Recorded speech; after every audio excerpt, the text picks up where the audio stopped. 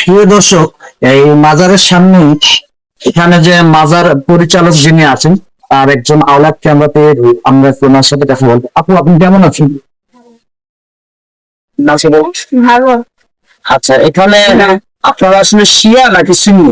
আমি আমরা করি না, আমাদের কাছে যারা ওরা মাতন করে, আর আমরা এগুলো মাতন করি না। আমাদের একটা উন্নতিটা আমরা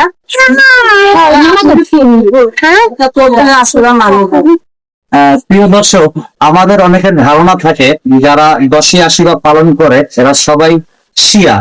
আসলে এখানে এসে আমার ধারণাটাও চেঞ্জ হয়ে গেল যে এরা শিয়া নয়, এরা সুন্নি।